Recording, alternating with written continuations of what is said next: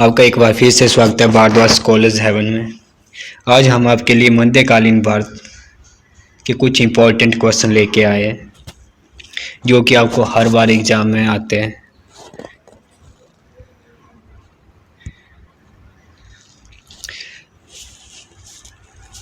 तो हमारा जो पहला प्रश्न है वो है, निम्नलिखित में से किस मार्ग में वह गुंबज है जो संसार के विशालतम गुंबजों में से एक है।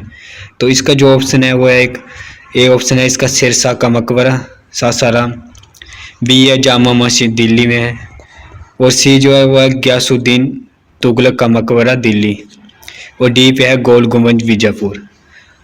इसका जो सही आंसर है वो क्या होगा। चार ऑप्शन दिए हुए और चारों में से एक ऑप्शन इसमें सिलेक्ट करना है। तो कौन सा इसका जो सही आंसर होगा।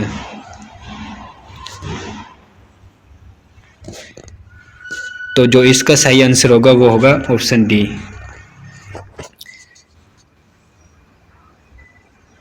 बीजापुर का जो गोल गुंबज है संसार के विशालतम गुंबजों में से एक है, ठीक है, और ये बीजापुर के सुल्तान आदिल शाह का मकबरा भी है, ठीक है। तो आपका जो ऑप्शन रहेगा ऑप्शन नंबर डी गोल गुंबज बीजापुर, ये आपका सही आंसर रहेगा। नेक्स्ट क्वेश्चन, अपभ्रंश शब्द का प्रयोग मध्यकालीन संस्कृत ग्रंथों में होता था। आपके लिए चार ऑप्शन है, चारों में से सबसे पहले जो ऑप्शन है आपका ये ऑप्शन है वह है राजपूतों में से जातच्युत लोगों को इंगित करने के लिए। ऑप्शन बी है आपका वैदिक कर्मकांडों को त्याग करने के लिए, ठीक है। सी है आपका कुछ आधुनिक भारतीय भाषाओं के आरंभिक रूपों को इंगित करने के लिए, ठीक है, और डी है आपके पास संस्कृत 73 छंदों को इंगित करने के लिए। तो इसका सही आंसर क्या रहेगा। चार ऑप्शन है, चारों में से आपको सिलेक्ट करना है, ठीक है।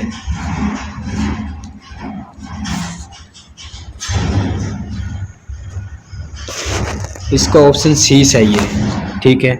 जो मध्यकालीन संस्कृत ग्रंथ थे, ठीक है, उसमें जो अपभ्रंश शब्द थे, ठीक है, उनका जो प्रयोग था वो कुछ आधुनिक भारतीय भाषाओं के आरंभिक जो रूप थे उनको इंगित करने के लिए होता था, ठीक है।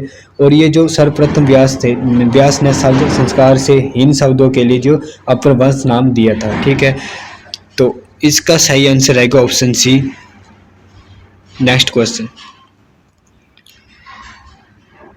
निम्नलिखित में से कौन सा युग्म सही है।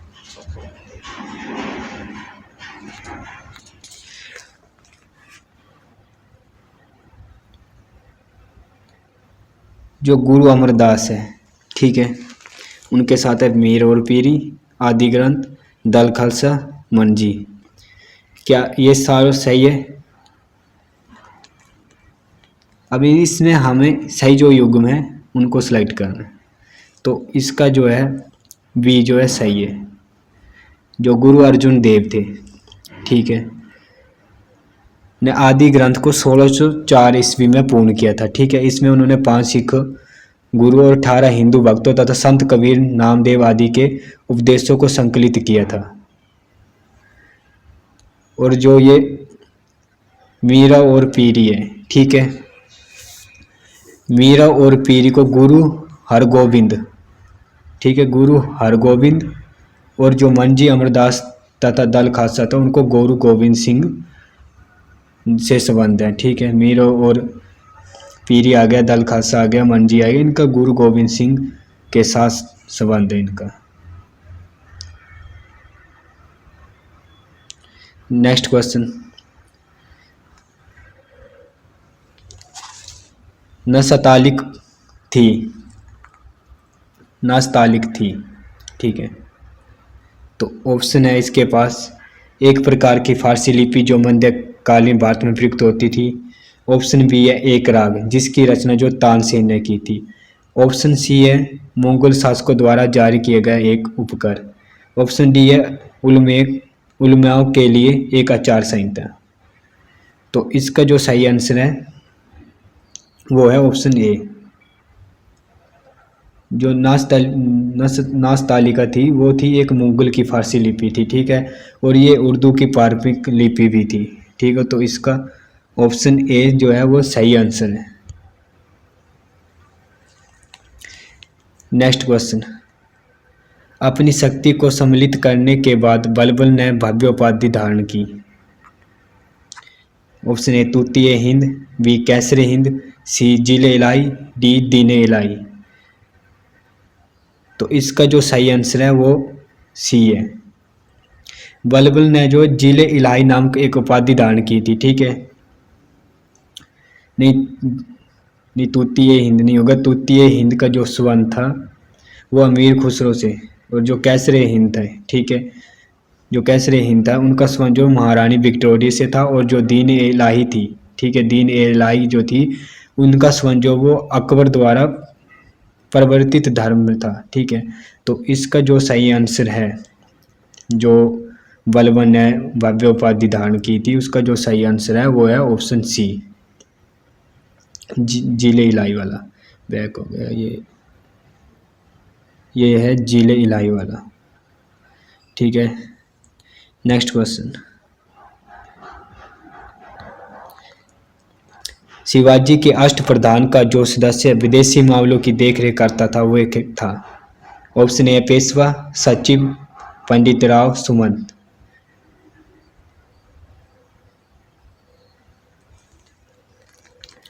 तो इसका जो सही आंसर है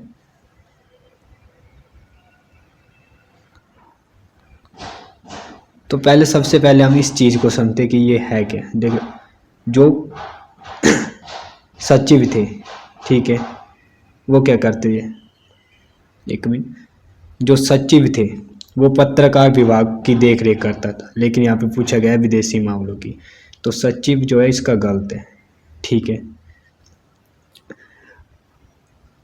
पंडित राव धार्मिक मामलों में छत्रपति का मुख्य सलाहकार था। जो पंडित राव वो धार्मिक कार्य देखते थे, तो ये भी गलत है, ठीक है।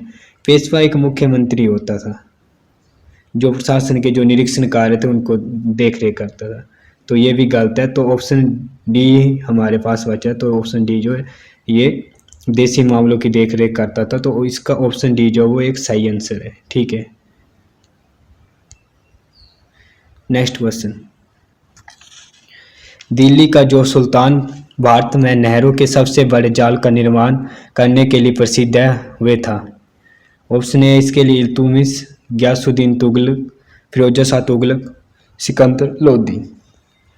तो इसका जो सही आंसर है वो है ऑप्शन सी, फिरोज शाह तुगलक, ठीक है। फिरोज शाह जो तुगलक थे उन्होंने बड़ी संख्या में नहरों का निर्माण व पुनर्निर्माण करवाया था, ठीक है। तो आपका जो ऑप्शन सी है वो सही आंसर है। नेक्स्ट क्वेश्चन, राजा को अपनी प्रजा से मुक्ति मिली और प्रजा को अपने राजा से, किसके निंदन पर बदायूं ने इस प्रकार की टिप्पणी की थी।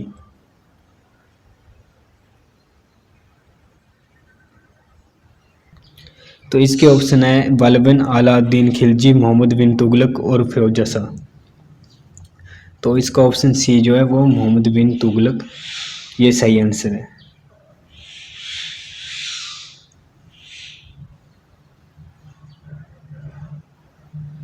नहीं, मोहम्मद बिन तुगलक की जो मृत्यु हुई थी वो 1351 में हुई थी, और उसके बाद ही फिरोज शाह तुगलक जो है वो उत्तराधिकारी बने थे। और जो फिरोज शाह तुगलक थे वो मोहम्मद बिन तुगलक के चचेरे भाई थे। नेक्स्ट क्वेश्चन, निम्नलिखित युग्मों में से कौन सा एक सही सुमेलित नहीं है, मतलब इनमें से जो युग्म दिए हुए हैं उनमें से कोई एक सही नहीं है।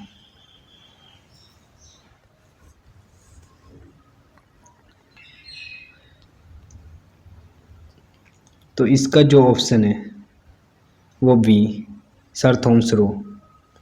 जो सर थॉमस रो थे वो 1615 से 1619 तक भारत में रहा, ठीक है, और वो जहांगीर के दरबार में आया था, ठीक है। और थॉमस रो इंग्लैंड के जो राजा जेम्स प्रथम थे उनके राजदूत थे। जहांगीर ने इसे खान की उपाधि से सम्मानित किया था, ठीक है।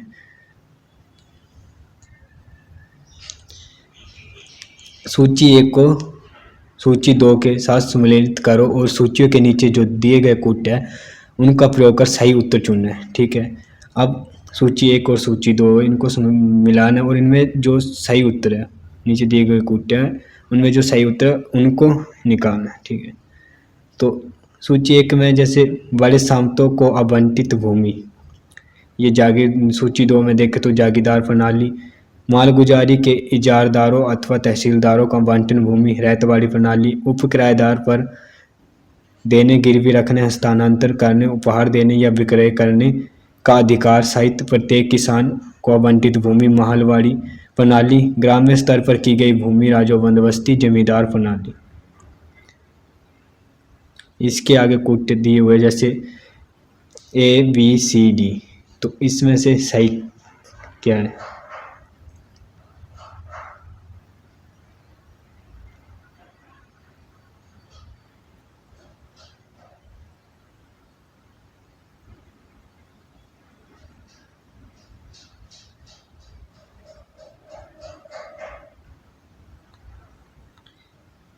तो इसका जो सही आंसर रहेगा वो रहेगा ऑप्शन बी, 1 4 2 3। वो कैसे है? ठीक है, सबसे पहले आएगा महलवाड़ी प्रणाली, व्यवस्था भी बोल सकते हैं आपको, ये थी एक जमींदार व्यवस्था थी, ठीक है। और उसके बाद आएगा रैयतवाड़ी व्यवस्था, ठीक है। रैयतवाड़ी व्यवस्था थी, ठीक है, वो सरकार व रैयत के बीच सीधा संबंध था, ठीक है। उसके बाद आएगा जमींदारी प्रणाली, ठीक है, और ये थी जमीन राजस्व संग्रह करने वाले किसानों को दी जाती थी, ठीक है। तो आपका जो ऑप्शन है ऑप्शन बी ये सही आंसर है, पहले 1 4 2 3, ठीक है। नेक्स्ट क्वेश्चन, मुगल काल में निम्नलिखित बंदरगाहों में से किसे बाबुल मक्का कहा जाता था या मक्का द्वार कहा जाता था? ऑप्शन है आपके पास कालीकट, भरूच, कैम्बे, सूरत।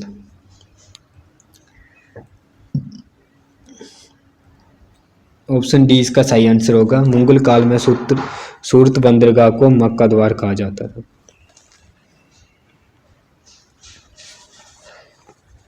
जो मक्का की जो तीर्थ यात्रा होती थी वो सूरत था वहाँ से ही प्रारंभ होती थी। तो इसका जो सही आंसर है मुगल काल में मक्का द्वार, उसका जो सही आंसर है वो है ऑप्शन डी सूरत।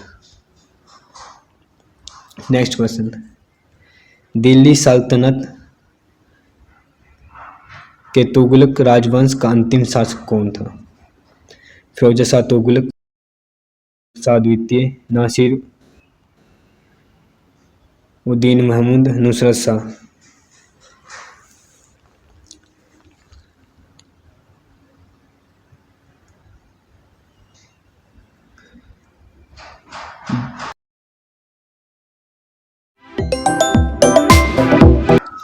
ऑप्शन सी जो है इसका सही आंसर है, नसीरुद्दीन मोहम्मद जो तुगलक वंश का अंतिम शासक था। और तुगलक वंश की जो स्थापना थी वो गयासुद्दीन तुगलक ने 1320 में की थी, ठीक है।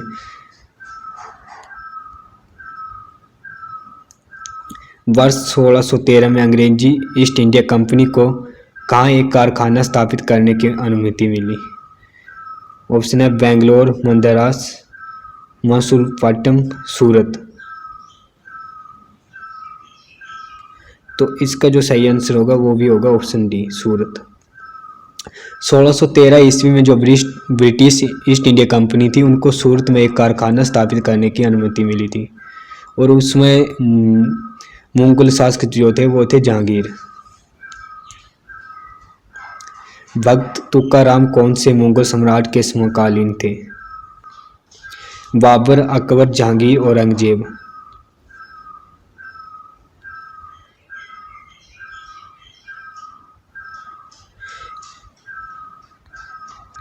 इसका सही आंसर है सी, जहांगीर। जो तुकाराम थे, ठीक है, वो 1608 1650 मराठा भक्त संत तथा कृष्ण के अनुयायी थे, ठीक है। और ये जो दो मुगल शासक थे उनके समकालीन थे, एक थे जहांगीर और दूसरे थे शाहजहां। प्रसिद्ध विरूपाक्ष मंदिर कहाँ स्थित है?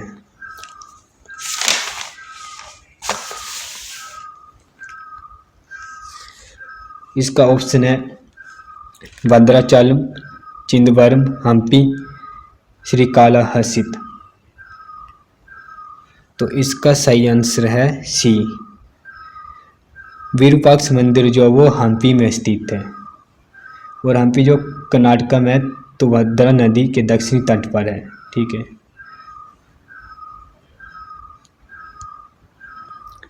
अंग्रेजों ने सूरत में अपनी पहली फैक्ट्री किसकी अनुमति से स्थापित की थी? अकबर, जहांगीर, शाहजहां, औरंगजेब।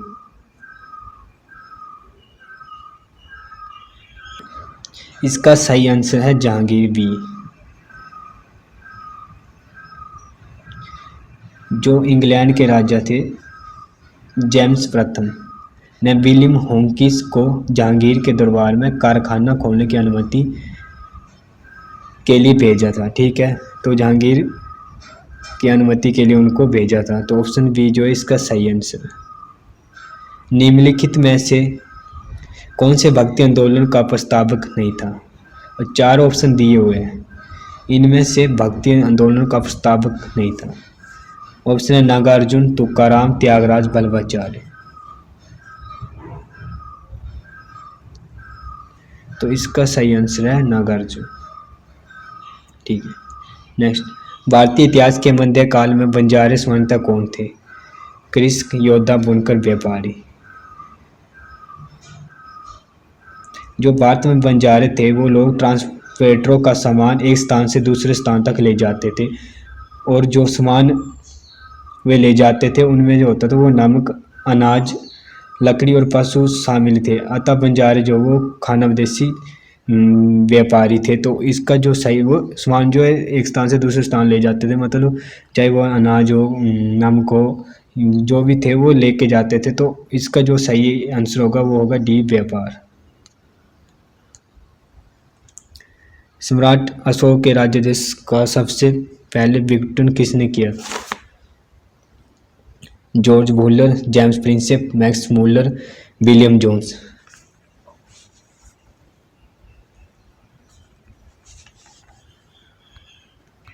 इसका सही आंसर है ऑप्शन बी, जेम्स प्रिंसेप। भारतीय इतिहास के संदर्भ में निम्नलिखित में से कौन कुला धारण कहलाता था? अरब व्यापारी, कलंदर, फारसी खुश नसीब, शायद। आज की क्लास का ये लास्ट क्वेश्चन है। जो भारतीय इतिहास के संदर्भ थे उसमें से कुला दान क्या कहलाते थे? तो इसका ऑप्शन डी जो है शायद वो सही आंसर है। शायद ने जो अपनी बेटी फातिमा थी उसके माध्यम से पैगंबर से अपने वंश का दावा किया था, और मुस्लिम समाज में उनका विशेष मान था। ठीक है, यहाँ तक कि उन्होंने भारत में अपने आक्रमण के दौरान शहीदों के जीवन की रक्षा भी की, हालांकि उनकी जो नीति थी वो स्वायत्तवाद की थी। ठीक है, शायद एक नुकीली जो कुला थे, नुकीली थी, वो पहनते थे, और दिल्ली सल्तनत के दौरान उन्हें कुला दरन नाम से जाना जाता था। जो शायद जो थे उनकी जो एक नुकीली टोपी थी, ठीक है, वो नुकीली थी टोपी थी जिसे कुलाब कहते हैं, वो पहनते थे। ठीक है, तो